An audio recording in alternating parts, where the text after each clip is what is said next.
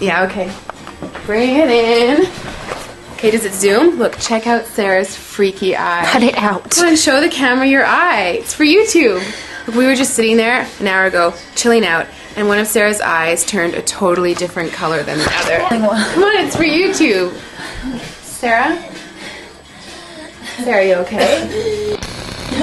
That was just kidding. What's happening? Sarah?